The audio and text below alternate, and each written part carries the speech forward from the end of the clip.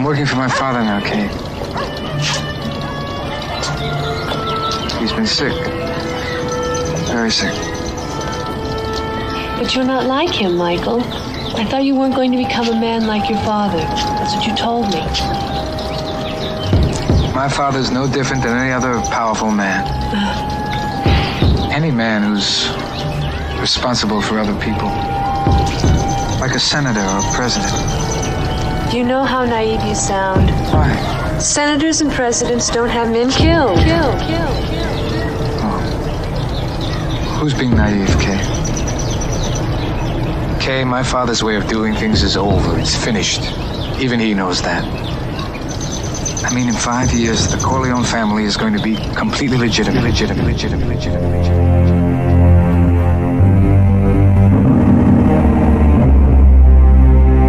Seems legit. With James Chillemi.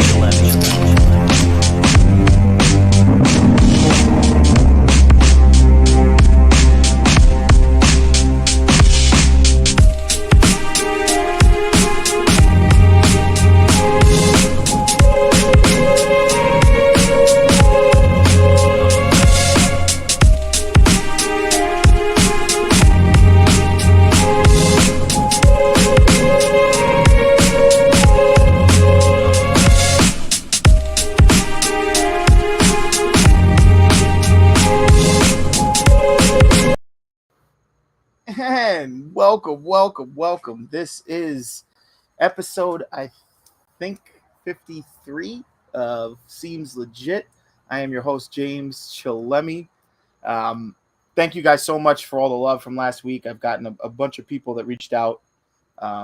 Eli Bowman was absolutely fantastic. We had a tremendous conversation about cryptocurrency, but more so about business. And it just was interesting to talk to somebody so level-headed and so kind of back and forth on their career path, because a lot of times you hear people that went to school for something or they just have kind of fell into something, whether it be their family or something else. And this guy has been all over the map, from, you know, his religion to his business to everything else. And to talk to him about now getting into cryptocurrency, authoring a book about it, was really interesting.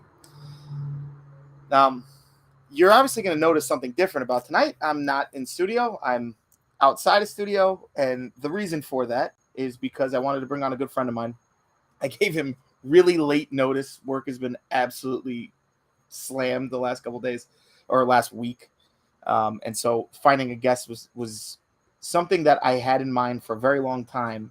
And this is somebody who I just took a shot on, and I said, you know what, let me see if he's doing anything tonight at 7, and whatever, we'll see what we can do. But he was more than gracious to come on. I'm so glad that we're going to have a conversation about cigars. So Roberto Chamorro is a cigar connoisseur, if you will. He'll tell you more about his tobacco endeavors and everything he's doing. But him and I have had an affinity, not in a gay way, but for each other for a very long time. We started off when I was kind of heavy in the political liberty movement and everything else, sort of like Eli Bowman as well. And we have just been friends throughout the Instagrams, Facebooks, social medias for a long time.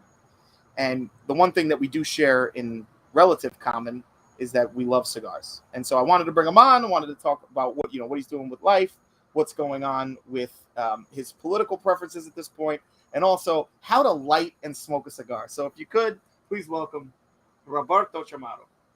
Chamorro. It's Chamorro. Yo! Chamorro? Salve. Oh, my Latin brother.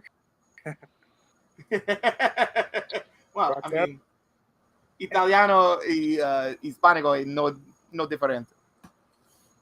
Yeah, precisamente. Yeah. So I love when I hit you up. The first thing you said to me was like, "Vamos!" Salve. Yeah. Yeah, for sure. So anyway, Obviously. If anybody doesn't know you, I know you're coming to us live from the DC area via iPhone. If you could just give us a little bit about yourself, who you are, you know, what's going on with your life. Well, Jose Chamorro. I'm a Nicaraguan American man living in the tobacco shop with dreams of opening his own cigar shop and brand too in his own right, That's beautiful. preferably with Nicaraguan tobacco. Any other combinations too. I'm a Roman Catholic. I love liberty, and I love good cheese, wine, and even good music too. Any questions? Yeah, I was gonna say that's the good thing about Catholicism, right? Is that it's one of the few Christian religions that allows you to drink, or at least, Oh yeah. you know, Oh as an yeah. alumnus of Ave Maria University, which is, in my opinion, one of the best Catholic universities in the country. I have no bias there, obviously, but I No was just kidding. back there for an alumni event, and to see people enjoying life while still enjoying the Catholic religion was pretty impressive to me. Because a lot of times people in religion, everything is about suppress, suppress, suppress. Don't do what's good. Don't do what's good. Don't do what life offers you. Try to at least get rid of everything. And I don't think that's what Jesus wanted. I think he wanted us to kind of have some sort of abundance in our lives. And that's kind of the point of Catholicism, is follow Jesus' teaching so you can have abundance in your life. I don't know if you agree or disagree. No, I agree. Ever since I got, but this time, I very much prefer the tradition. Ever since, like, I haven't been the same since I've been to my first traditional Latin mass Right. last Christmas, believe it or not, and I was struck with so much awe, so much Right. wonder when I went to that mass. Which, by the way, it happened. I went with my family on that day, and it's nothing what I expected. Not, and it's like something told me, this is the real deal here. Forget about the past. It's the future. Even though the mass itself, that Roman rite, since give or take 1570, due to the Council of Trent, but other, it's definitely the what Catholicism really is. The Yeah. Tridentine Latin. Saying about that part that you were just surprised, amazed that there were Catholics at Ave Maria U that enjoyed themselves, but with maybe, for lack of a better word for the time being, the parameters of, there's this quote, as I just look, as I just pay more to what goes on in the Latin Mass, since I happen to know some Latin myself, I love, Sure. one of my favorite parts is that the altar server and the priest, they basically recite something from the book of Psalms, and I think it's Psalm 42, and it goes something along the lines like enjoyable ad a day. That's what the priest says as he faces, meaning to the east, and the altar server say in response, and this always gets me, man, especially today. Like I kept thinking about it today. And ad Deum qui latificat juventutem meam. With that,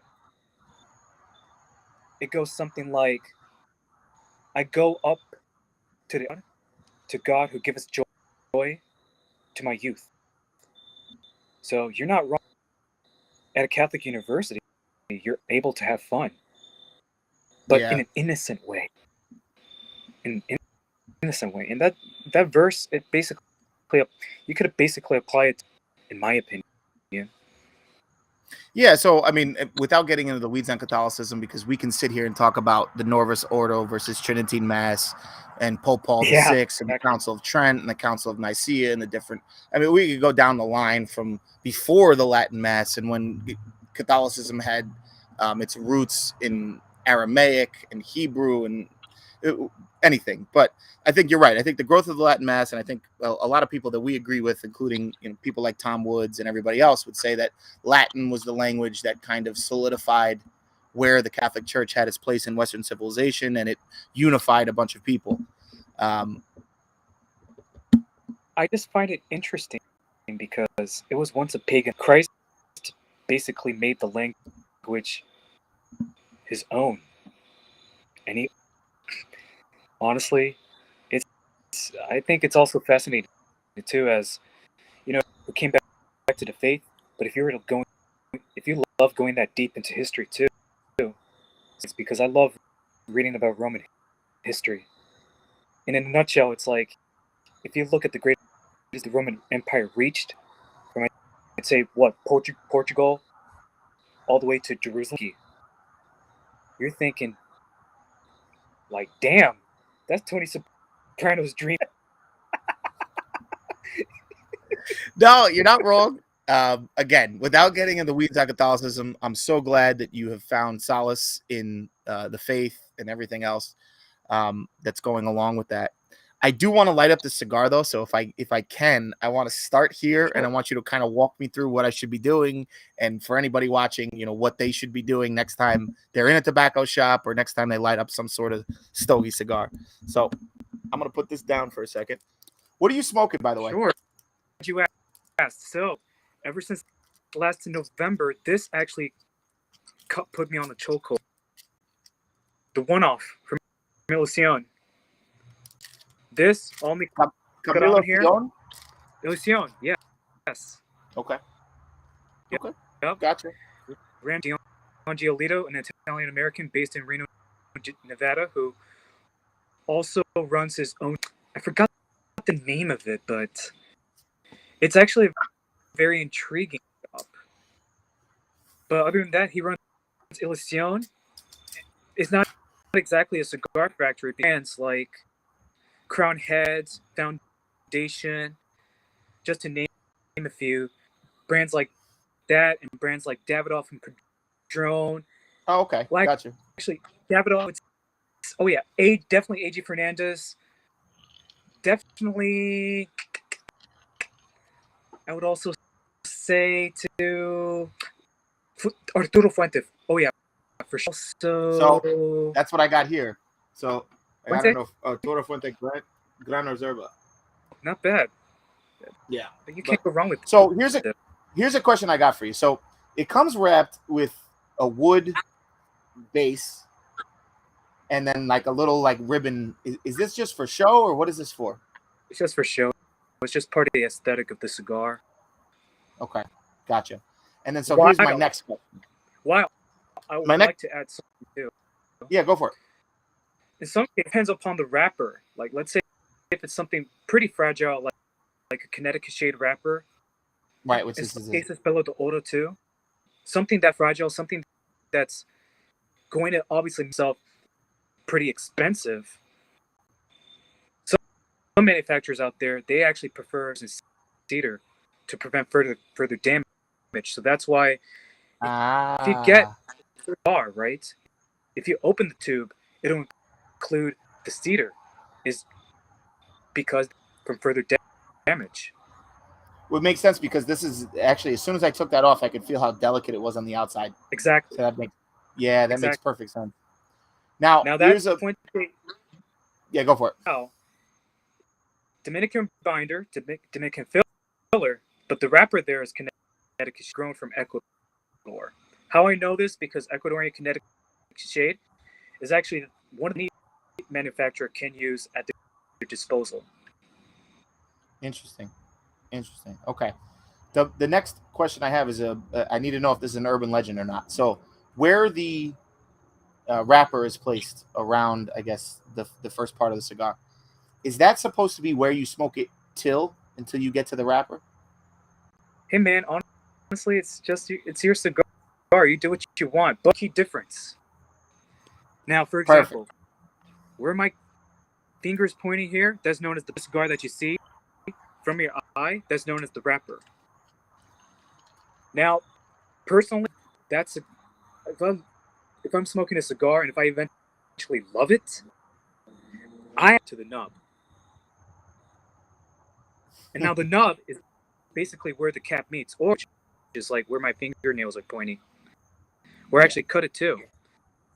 I would smoke it right down. Believe it or not, during that final section of the cigar, it has power But in some cases, especially with my preference of cigars, the strength, the final third can be pretty intense, but No, that's my favorite part. flavorful. Exactly. Yeah. Yeah. 100%. Like literally from here to here, like the last, let's say, half inch to inch of the cigar is my favorite part. I don't know Yeah. why. That's just how I've always been. Mm-hmm. What so? I mean, I'm gonna light this. Best way to light it, I've been told, is to first, coat the outside, then put them out, and then do the rest. Is that correct, or am I off on that? Well, now that's actually a method I use personally whenever I smoke something new. Why, if you see on my Zippo, now I only use this only if I have smoked a cigar before, and if I know how it tastes like. But that method that you just described, and then blowing out the old smoke, and then relighting it, that's what I would prefer for new. With that being said, it may seem daunting, but if you're a man of patience, reward it in the end. Now, what you want to do, like you said, toast the foot of the cigar. Like, you know how you've been to a campfire and you want to put your hands close to the, you want to treat the foot of the cigar in that same manner too. It's going to catch the heat. Kind of like this, Yeah, just yeah. outside. Not too close. Not too close. Just like a few millimeters away. Okay. So I got it about an inch away right now, and it seems to be roasting a little bit. Mm-hmm. All right. So it's all cooked. Now I'm gonna put it in my mouth and light the rest of it.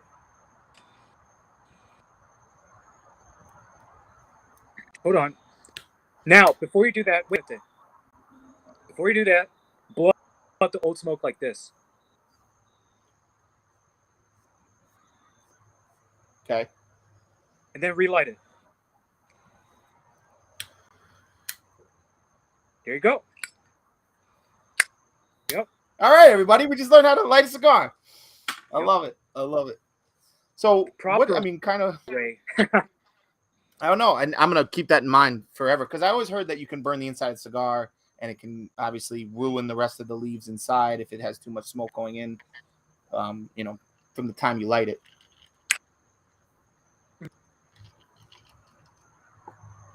Ooh, this is good. Perfect. No, seriously, this, oh my god, man. It's having a thrill every time I smoke one of these. No, I'm looking forward. I think for sure. You got to send me the name and where you Oh, buy yeah. them from, or I'm sure you get them from your job. But Well, I mean, we only got one size available in my out of the whole company. what do they cost? I mean, what does it cost per 10-pack or per cigar? Well, it depends on the size, and they have currently 11 Like sizes available.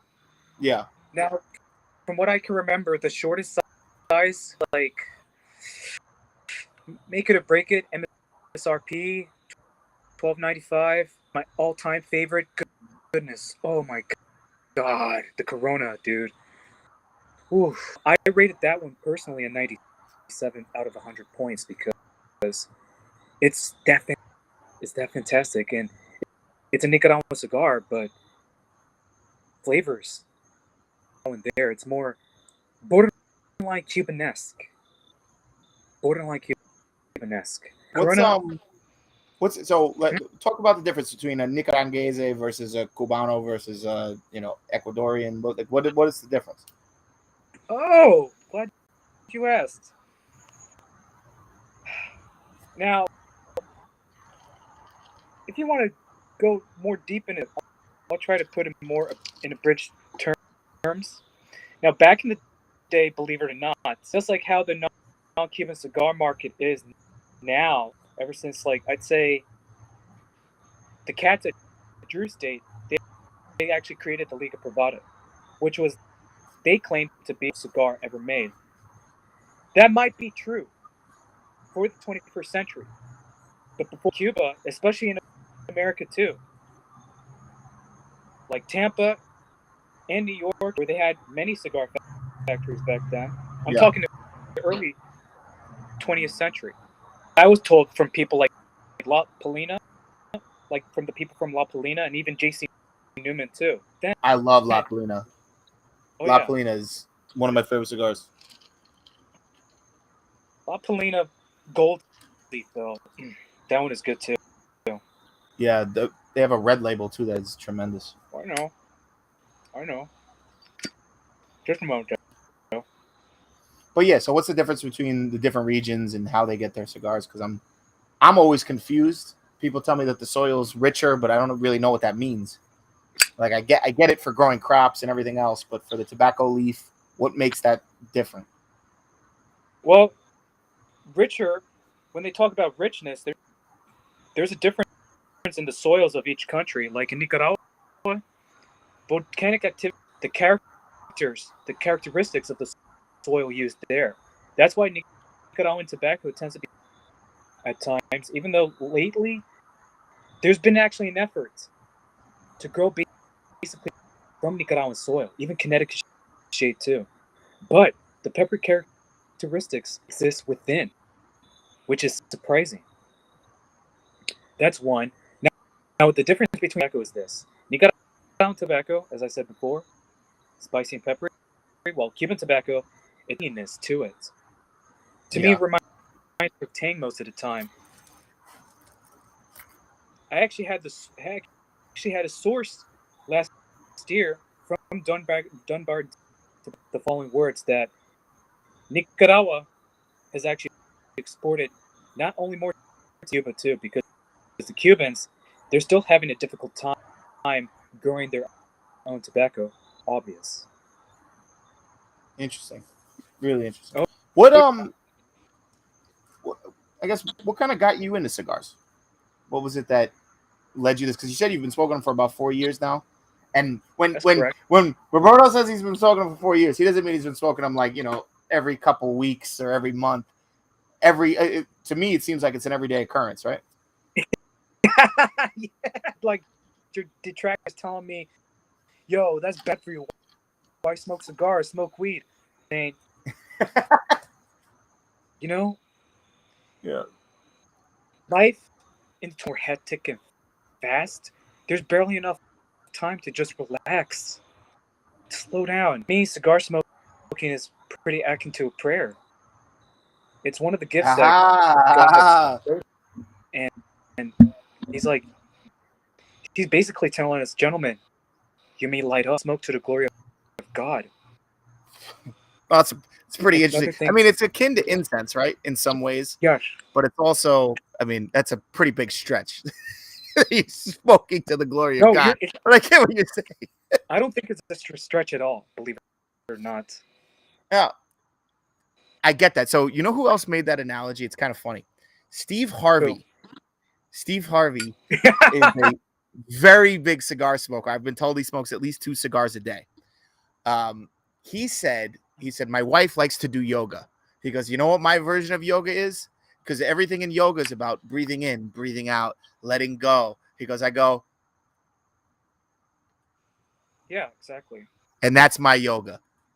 And that made sense to me. So I get what you're saying. I get what you're saying. But I don't think the church is going to officially endorse cigar smoking as contemplative prayer at this point.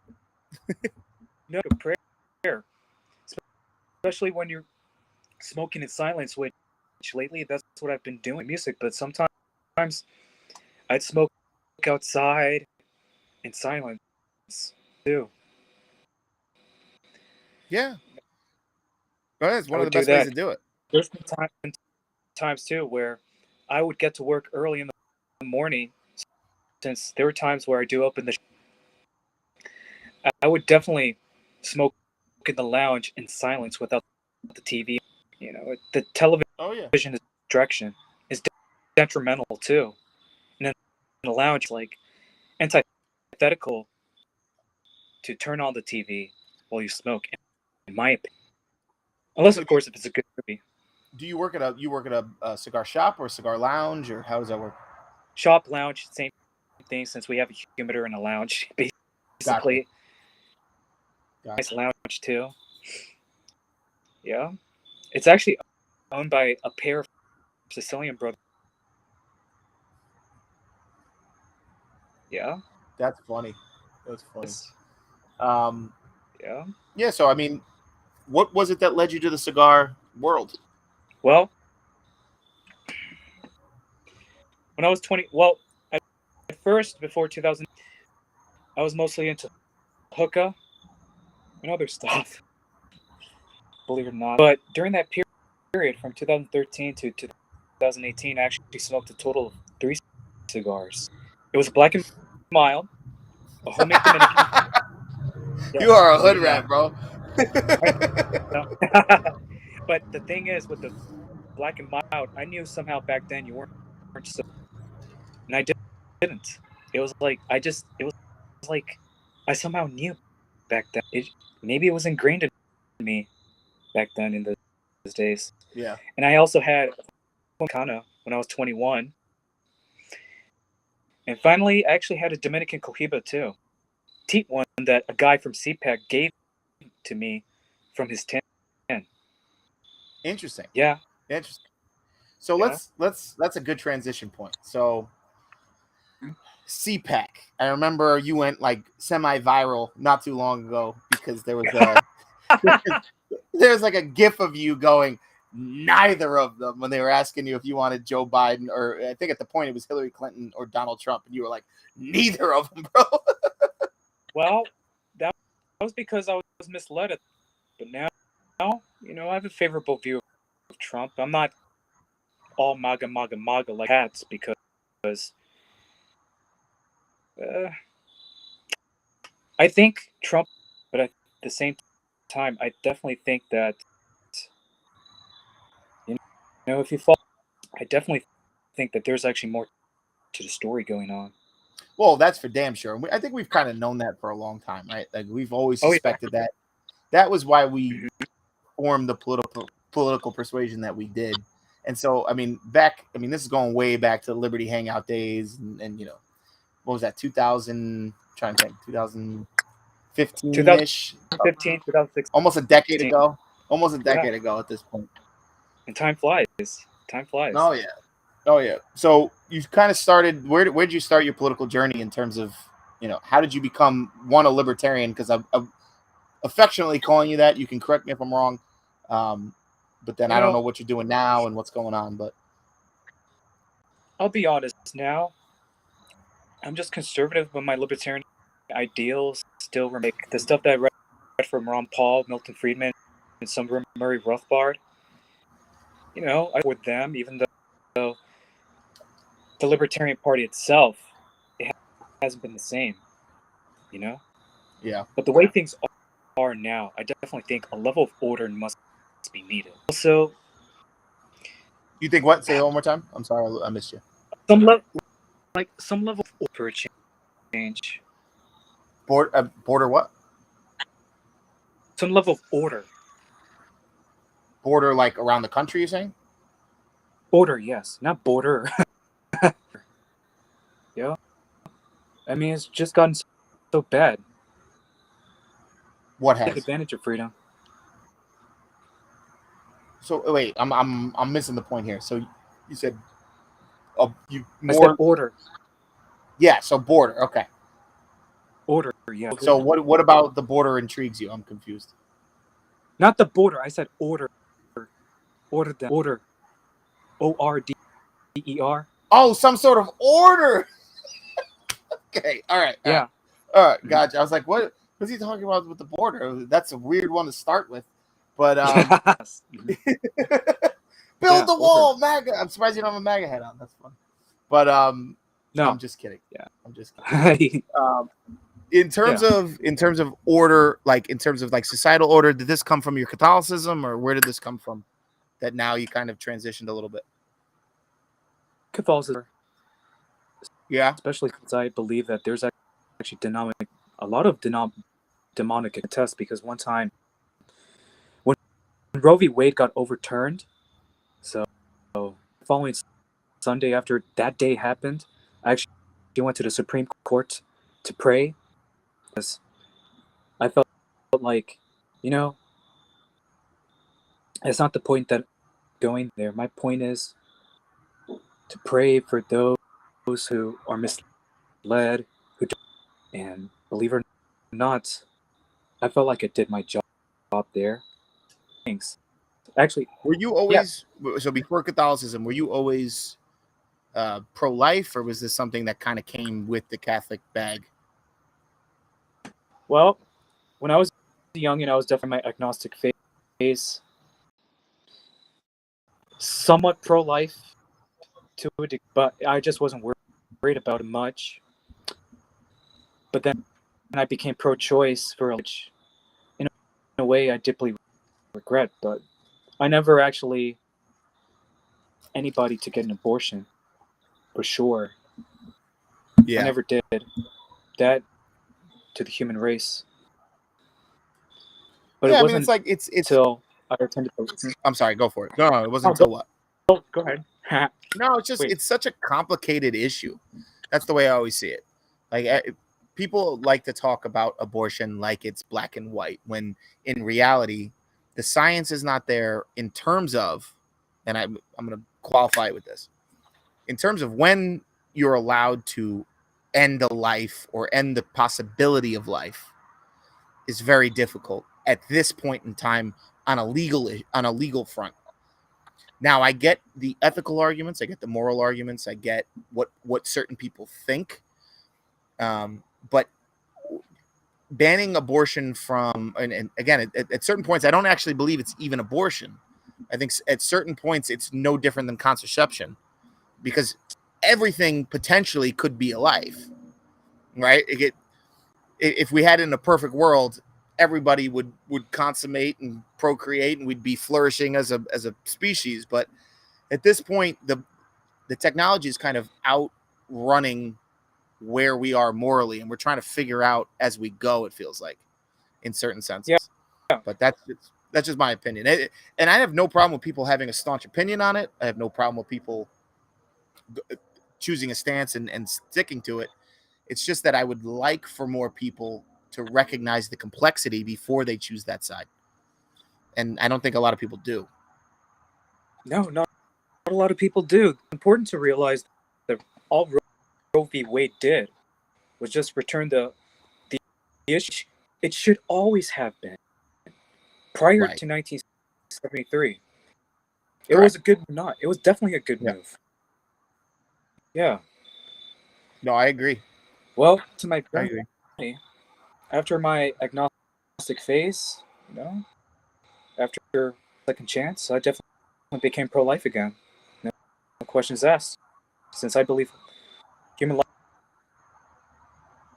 Well, yeah, human life is great. Don't get me wrong, but what do you, when you say that when you converted to Catholicism, now all of a sudden you became pro-life? Was not converted because I was baptized. Reversion. I'm sorry, my bad. I should have said reversion. Yeah, exactly. No, not a conversion, but I won't lie to you. Of Roman Catholicism does feel like a conversion because there's actually stuff, especially nowadays, being new, and it's stuff that I was never even covered back when I went to catechism school. Yeah. It's just mind blowing. It's kind of parallel to the cigar, learning something new about cigars each and every single day, and it's their roles too. Yeah. It's funny because as somebody who I've been in Catholic school from preschool through law school. Like, I've never left Catholic school. I've been in it my entire life. I started off as a cafeteria Catholic, where both my parents were Catholic. I come from a Sicilian background. We were Catholic, and went to church every Sunday. But we went to the Novus Ordo Mass. I never really. I went to confession at school, but I wasn't like we had to go every week and everything like that. And when I got to college, and I had to take sacred scripture and sacred doctrine, and then I also had to take metaphysics, wow. And I was these were required courses at Ave Maria, so I had to take these courses. Wow. I'm gonna lose you on this next one. I promise you. So I started going. Actually, not the next one, but the following one after that. I started going exclusively to pre-Vatican II traditional Latin Mass. Whoa. So that's all I would do. I was thinking about joining the Society of Pope Pius X. I was thinking about, being in schism with the church because I really did believe what the church was doing was wrong. And I would never advocate this to anybody else. I'm just telling you my journey. 'Cause I was so anti after Vatican II, everything that happened. And so it led me to start asking questions. And I realized that there was a lot of answers that nobody was able to provide me, whether they be of a doctorate nature or of my person-to-person nature. There were certain things that I've always struggled with since before I was, a Tridentine Catholic, as they like to call it. I now have left the faith in many ways because I don't know what I believe anymore. And I still struggle to this day. And you can talk to people who know me best. My girlfriend will hopefully be home soon, but we talk about this all the time because I really don't know what I believe, and I'm struggling with it to a great degree. You're not alone. St. Thomas the Apostle, before he went, that's why they called him the doubter, because when Jesus died, he was basically the only apostle who had questions like, yo, did this cat really get... Part of me doesn't take it, but another part of me was like, maybe he did. But the thing that I'm saying is not so much the story of Christ, because the story of Christ to me is beautiful. It's something that's an archetype that will last centuries, as it already has.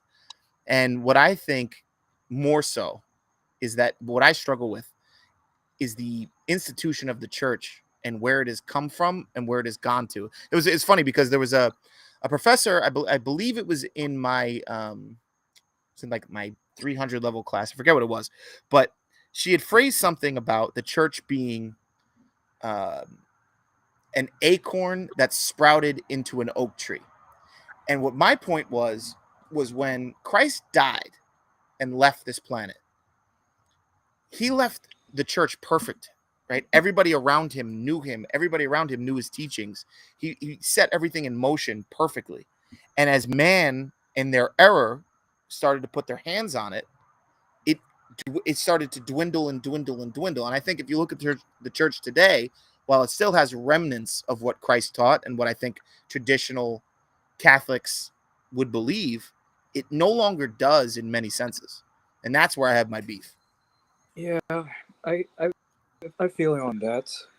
But in the words of Niles Rogers, back when he was making Random Access Memories with Daft Punk, to move forward. And that's been my approach with traditional Catholicism. At first, I was like you. I wasn't so sure because a lot of scandals and abuses going on with the Roman Catholic Church. But in my opinion, that's what started all. It's like, yo, where else am I supposed to go? Like that Latino evangelical church that's right next to that phone shop or Hillsong or something. Yeah, it's in that. It's in the A&P or the Publix or whatever. Yeah. Where else?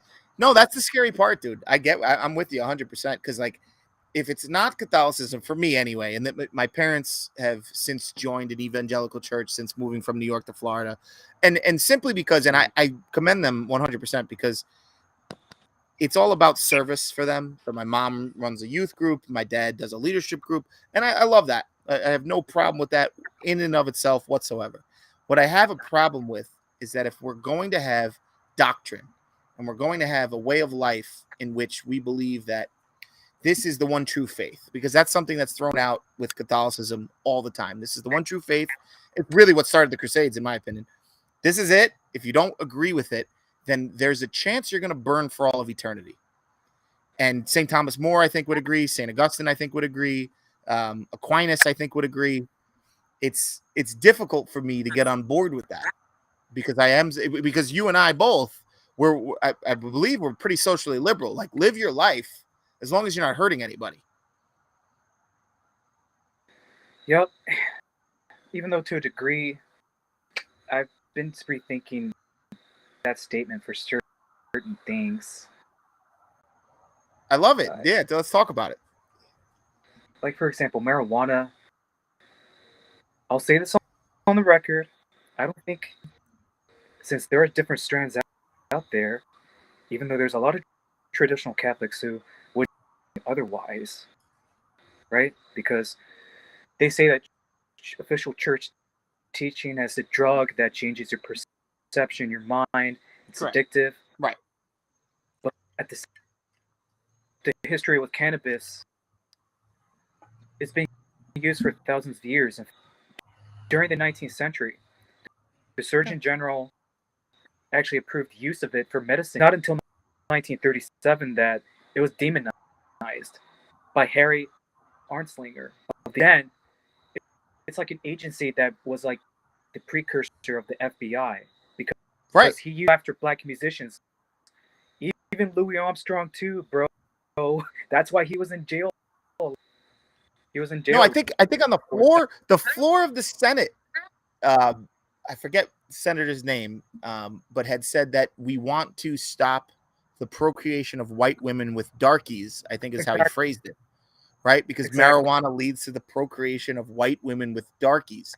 I mean, the fact that that is on the senatorial record in this country, and people try to say that it's kind of like squaring a square peg in a round hole.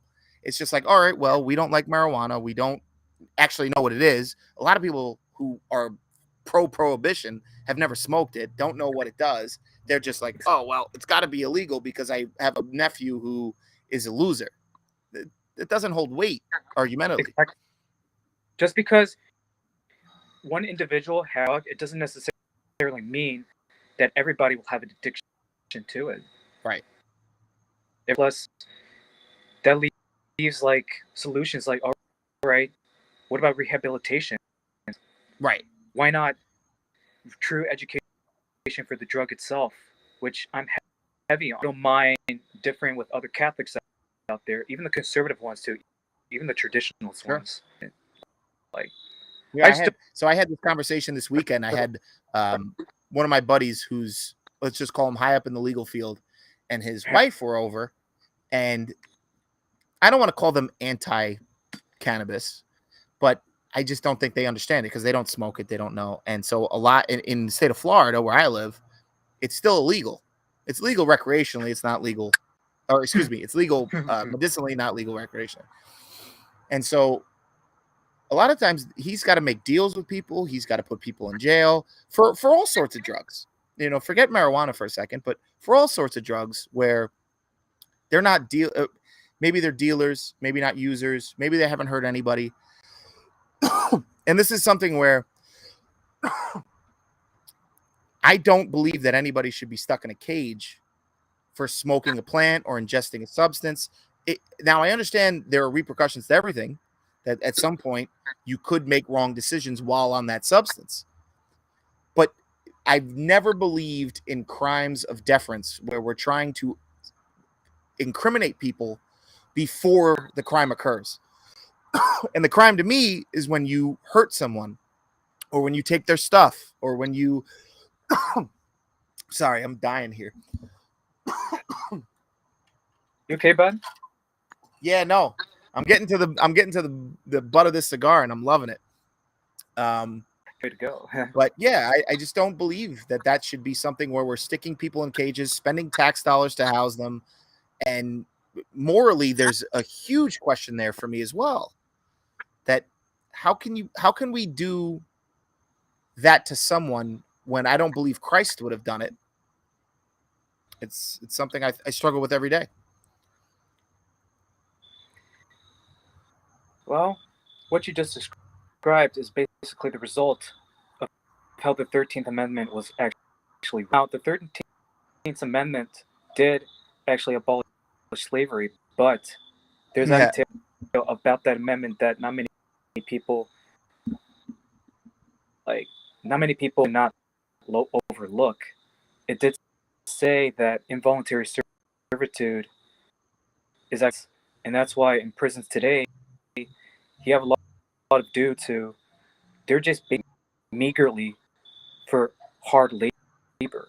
I mean, I'm talking about guys who are in prison, furniture for this country and other stuff,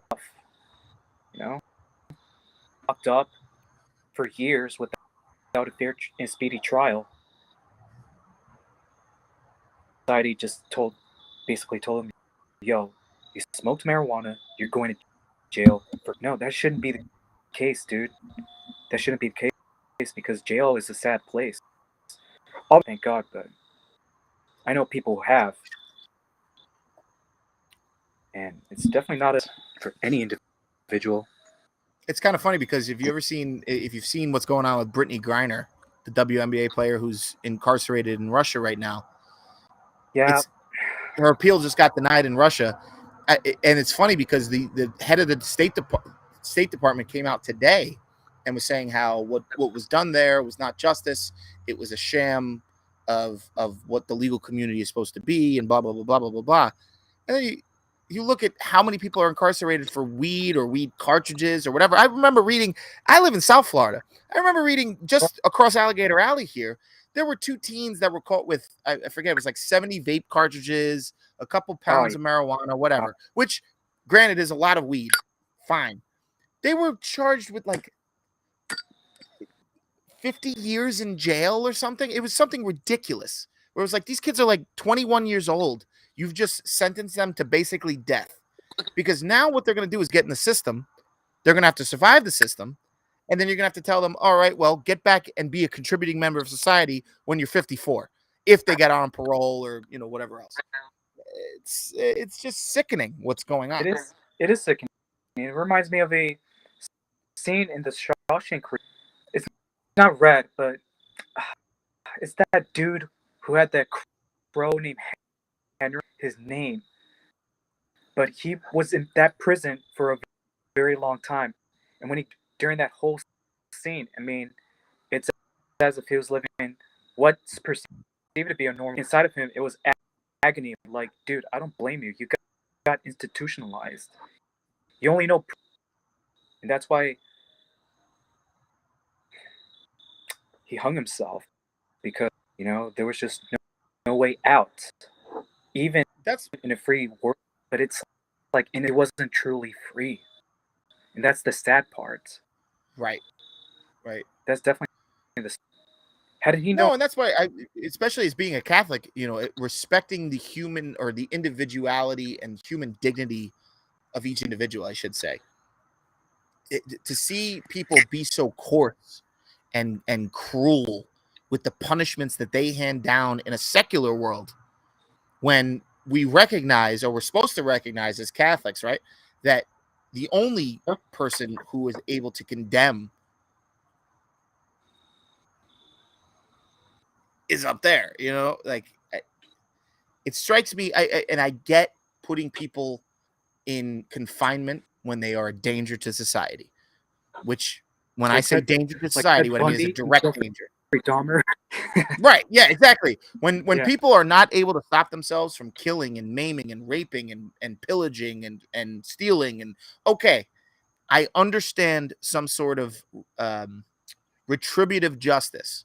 But when we talk about rehabilitation, like we just talked about a second ago, rehabilitation is a difficult thing. As someone who is gone to therapy and trying to figure out my own life in many ways, has gone to confession, which I realize, I mean there was a point where I was going to confession every 2 days just because I believed it was rehabilitative in many ways, whether I had killed anyone or done anything. I thought it was important. I do believe in the ability of rehabilitation. Problem is it's not expensive in the fact that it's not expensive where the state can't benefit from it. Exactly. Mm-hmm. And so there's a problem there with the way that this is all structured. Exactly. But I don't want to bore you with this. I just You're just speaking your mind, and I Yeah. am too. So in terms of your old libertarian beliefs, are you still, in line with a lot of what Rothbard said, or a lot of, I guess, anarcho-capitalism in a way, or have you kind of given up on that? Kind of given up because for now we just have a constitution, but at the same time, you know, like here and there, there's got to be another way because believe it or not, You and me are paisano on that. I'll tell you what right yeah, now, because I think about that all the time. I'm like, you know what? I'm ready to give up on all this, but there's got to be another way. yes, exactly. There's got to Yeah. be a way. If you look deep into the other side of American history, this country is not Judeo-Christian beliefs. Like it's just beyond me that not many people actually realize that this country has Masonic ideals and Freemasonry, as you know, it's bad news, man. You know, and that's why the Catholic Church vehemently opposes because they basically spit on the idea of Christ and salvation, it's divinity too, and that's So I why guess guys. when you say it was founded, say it was founded on a Christian Judeo platform, but also Masonry had a heavy influence, as well as deism and everything else. Mhm. Are you bemoaning the fact that America exists, or do you think it's a good idea for Catholicism, or what's your lens? You know, I'll admit it. I would prefer to live in a monarchy, but I don't think it can work in America. That's for sure. Because Why America, monarchy, dude? why? Why not? First, like just a religious monarchy, Yeah, but I feel like just one thing. no, but I mean, if you were in Charles the Eighth's monarchy and St. Thomas More was his right hand man, and you didn't believe in Catholicism, you were going to be burned at the stake. So that's an issue. But then again, that's how can I say it? I just lost my train of thought here. You're just being prescribed to that kingdom. Not all kingdoms function alike, you know. And it was I'm pretty sure it's possible that one they were able to act kingdom too. So yeah, but I guess which monarchy are you referring to? What's your preferred monarchical system? Something Catholic, but at the same time, they have to leave my tobacco alone for sure. You know. Yeah, no, I get it. I get it. I love that. This But is the way I think about it too. I think Catholicism has a lot of pluses. I think it has a lot of benefits to life. I think when you it's like Michael Malice says, take one pill, don't take the whole bottle. There's certain things with Catholicism that are, in terms of a governmental structure and trying to transition into a secular structure, I think get dicey really quick. oh Because I yes, do believe it turns into a confessional state many times, and that's something I'm trying to avoid, because I do believe that all religion should be voluntary. It should never be ordained by law. And so a monarchy strikes me as easier to fall into, and I think historically speaking, this would back me up. Monarchy easily could fall into that pretty quickly, depending on who the monarch is. yes. Again, one must realize that there's a reason why in France a lot of French kings. You know that should tell you something. Oh yeah. Same thing happened in Italy to a degree too, but I'm not really well versed in Italian history, other than how beginning with Constantinople, most Roman emperors, Eastern side, they ended up as saints too. Right.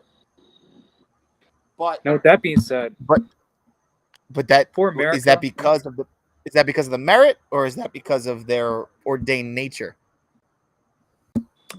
at first it was merit, but became like it was just an ordination. Because I mean, if we look at our leaders today, who out of the American presidents would you ordain as a saint? Well, And they don't even have as much power. That's the weird part. that to answer your question, the one dude that comes to see being close to a saint is JFK. Yeah. Sorry,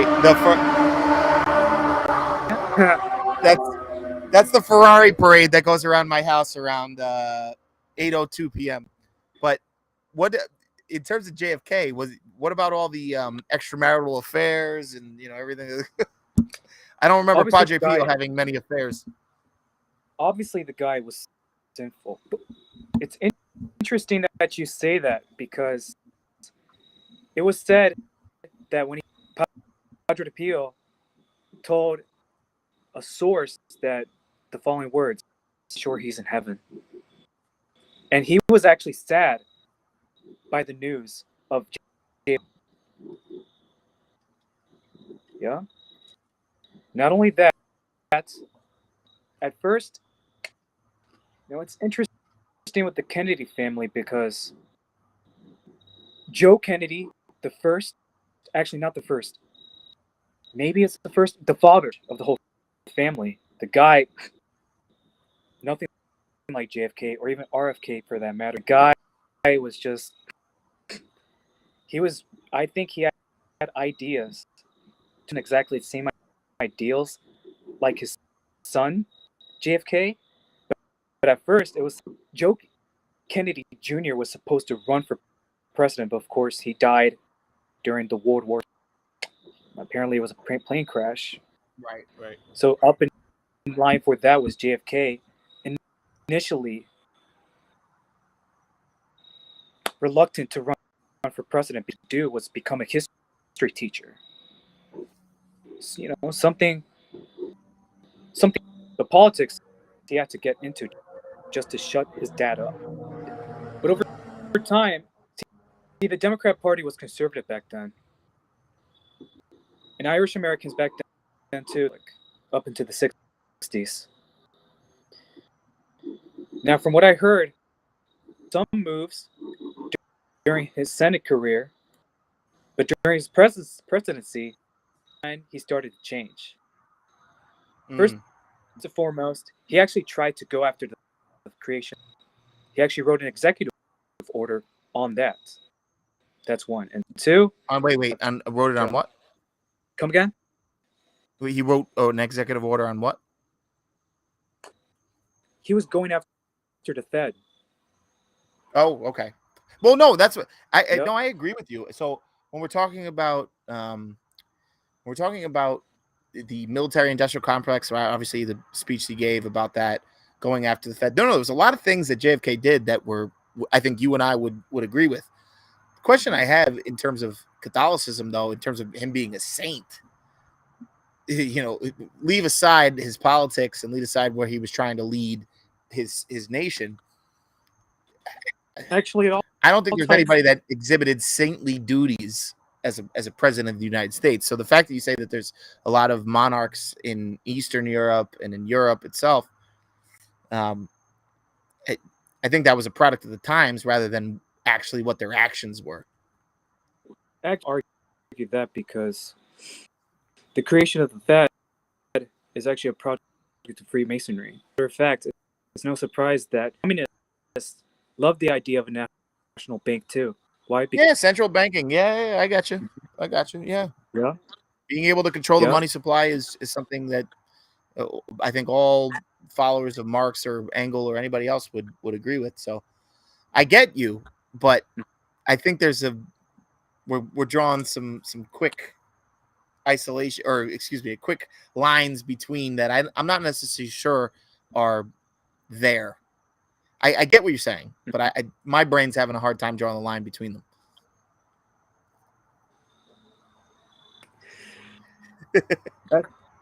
Honestly, that's all I can think of. Like how he tried going after the Fed, and how he appointed a pro-life judge too, Byron White, and Byron White was one of the for Roe v. Wade. All he wrote was, "There's nothing in the Constitution that guarantees for one to have an abortion. And he was absolutely correct. No. Yeah. You're 100% correct. I wrote a big, not a piece, but a big status, let's call it, on this, where I don't see where the Constitution, and I find myself to be more, just by default, I find myself to more be on the pro-choice side in terms of I would always rather err on letting people do with their bodies what they want, unless there's a reason to not. And so you have to make an argument to me as to why somebody is not able to do what with their body and their bodily autonomy what they want. And so when you start talking about killing what is going to be a baby, so let's take it from the day of conception and work that back. I totally understand. I get it 100%. So the day before conception, you shouldn't be able to kill what's about to come out. The 2 days before conception, you shouldn't be able to kill what's about to come out. Where it gets strange for me, and I've had this conversation 1,000 times with 1,000 different denominations of people and their political persuasions and their religious views and everything else. For me, it gets really fuzzy where that line is. And maybe that's because I don't have the scientific knowledge or background, but in terms of setting each individual mandate state by state, I think that's the way it should be done. I think the state should be allowed to do that. And I don't see constitutionally and legally any authorization for the federal government to set medical standards for what you should be able to do with your body. I don't see that. So I agree with you. Plus, there was an amendment made, but who knows if that's even going to happen within our... Yeah, good luck. I mean, there's been thousands of amendments proposed, but they just never pass. It's just really tough for those to happen. But anyway. Yeah, exactly. Go for it. I was saying... No, go for it. So as I was about to say, like, the reason being because the United States has a different culture. Like, what works in Massachusetts, it won't even work in the South either. So I always say if France and Spain have diametrically opposed laws on something, how is it that Massachusetts and Florida are going to have the same laws? Like, it doesn't make any sense to me geographically or I'll digress from that for a second. But I can't, first of all, thank you enough for coming on tonight, because this has been a blast of a conversation. I know every conversation is better with a cigar. If you had one advocation for cigar smoking, or for, you know, the life that you're living now, because you do strike me as incredibly happy, and I love that for you, bro. I'm really happy for you. What would you say to somebody to start smoking cigars or to get out on that front? Well, it's ironic, smoking cigars. I actually started smoking powerful cigars. Believe it or not. The first few cigars that struck me fancy in those days, 2018, was the Hoya Antonio 1970, which, by the way, I don't really like to brag about myself a lot. Instagram page for Hoya the Nicaragua actually follows me on my Instagram page, and it's a huge deal. Oh yeah, they're the very first cigar factory that ever opened in Nicaragua back in 1968. Without them, you know, brands like Padron, Curavari, Ilusión. The thing that I love about Ilusión and Dion Giolito's version is that he wants to recreate the Nicaraguan cigars of the 1970s, and I got to give my props to him. He's basically finishing off what Hoya began, the Cubanesque feel, except for the one-offs, though. But the rest of his line, Quince for sure. And there's actually some lines within his brand that actually skewed a Europe. Highly recommend. Interesting. Now, with that being said, for a newcomer, I would recommend something mild in strength. Body. Now, when it comes to body, I'm talking about the flavor. I'm talking about the construction of this. I would very much prefer if someone smoked a mild in body cigar too. And what comes to mind for that, I would say Preserva Original. Specifically in a Toro, and I'll tell you why. One, that's all Nicaraguan, but it's not going to be creamy like a Connecticut shade. like a Charter Oak, or even like the Underground Shade from Drew Estate, or even like a Davidoff, the white label Davidoff series, or the Signature series. I prefer that Placencia for beginners. It's all Mikarawan, mild to medium in strength, but mild to medium in body too. But on it there in that blend too. And it's actually a pretty organic cigar too. Right? Osha. Interesting. And the flavors there include the following: dried fruit, hints of vanilla, tiny bit of pepper, and even some earth in there too. And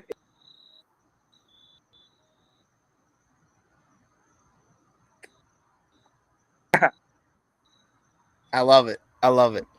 So I'm gonna ask you to put up your list of like top 10 cigars for people to smoke. ooh, I'm top 10. gonna ask you for it after the show. I'm gonna put it in the show notes page after we're done here. But Sure. I can't thank you enough. If people want to find you or find out more about what you're doing in the tobacco world or in the Catholic world or anything else, where can they find you? Old Soul Smoke, man. And Twitter too. Say it one more time. Old Soul Smoke. Old Soul Smoke. Gotcha. Yep. So, Roberto, I can't thank you enough for coming on, for being such a good sport about all this. I know these are we talked about some light topics, some heavy topics. It's like Connecticut's and Maduros. Like we went back and forth. Thank you so much for being such a good sport about everything.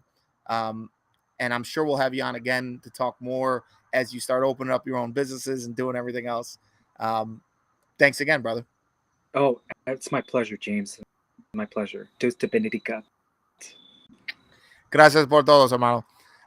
Look, guys, thank you so much for joining us tonight. It's been a blast. I've had an absolute, and we're getting to the end of cigars here, so it's been a good night.